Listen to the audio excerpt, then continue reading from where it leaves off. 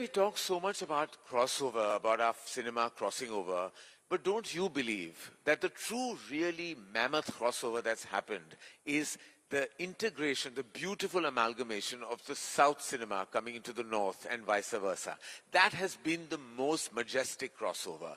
I think beginning from Bahubali in 2013, the fact that Tamil cinema, Telugu cinema, Malayalam cinema, Kannada cinema is now being watched, viewed, whether on streaming services or in cinema halls, all of North India consuming South Indian content, admiring it, applauding it, accepting it, and doing the numbers has been truly the biggest crossover. Don't you agree?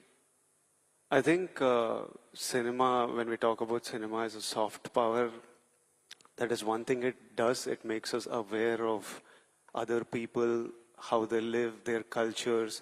I don't think 10 years ago we would have all met and had chats like this and shared panels. Now we share such a close relationship with actors, producers, directors from Bombay and actors from Hyderabad and further down south in Chennai. We all know each other so much more closely. I think the audience now, these days when I go to Kashmir, when I was shooting there, when I'm shooting in Mussoorie, everywhere people know of you, and the only reason they know of you and about the South, for example, is because of cinema and no other reason. Now it's about how do we make the world know us more, be sensitive to us more, love our culture more, love our food more, love our songs more. How we did this is by increasing distribution. You in a way increased South's distribution to Hindi by helping Bahubali, and that opened doors. Now how do we set up something that increases distribution of Indian cinema to Europe and to the West and around the world, so they know more and more about us?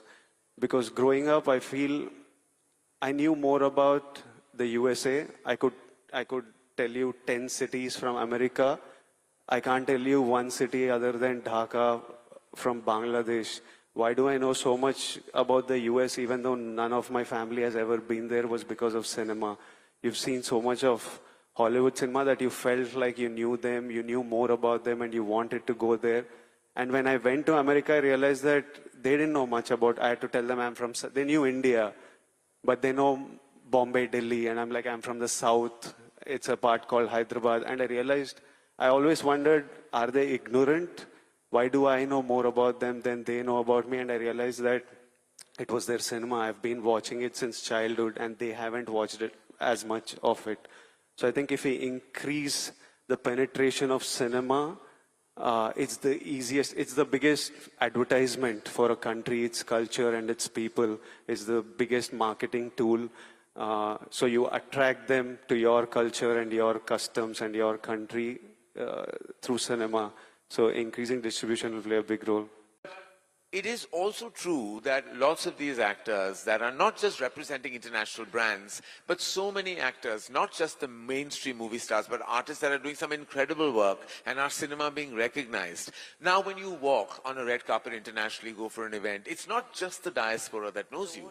There are countries beyond, the Asian countries that our films release in that are recognizing your work and acknowledging you. What has been your experience, or rather share one experience you've had where, like I know you've attended the Red Sea Festival recently, where you've had people who are not from Asia and have not consumed a lot of our work, don't have come from our culture, but are truly acknowledging the work we do. Have you had an experience that you'd like to share with us? I think the global impact that films have is absolutely insane, because I have seen not just, of course, in the recent films, but this has happened to me in 2023 when I was in a taxi. I was in London, and he was a local, and he started singing my grandfather's song to me because he had watched all of Raj Kapoor's films.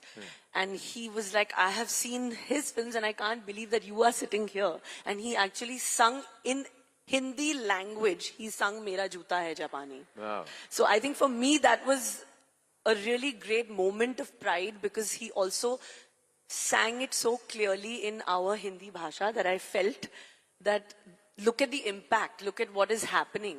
And he actually, he made me realize that the kind of love that we as a nation, our films are getting and the way they're still watching it. I mean, I think Dadaji's film was quite old. I mean, it made it in the 60s, 50s Well, rather. actually, your grandfather, your illustrious grandfather, Raj Kapoor ji, actually, I think was one of the pioneers of creating that global footprint. I believe Russia, there was a premiere he had in Russia, and beyond that, even in Japan and everywhere else, people know his songs, they know his movies. And I think he, in many ways, began this He journey. began journey, and I think cultural relations started with that because of the impact on the films that they were watching. And the best part is, I think today also people are watching our films. Earlier, they would be dubbed in different languages, like maybe German, French, whatever. But today they are enjoying actually watching the original Hindi language movies, and that is something which I really love and I feel great about.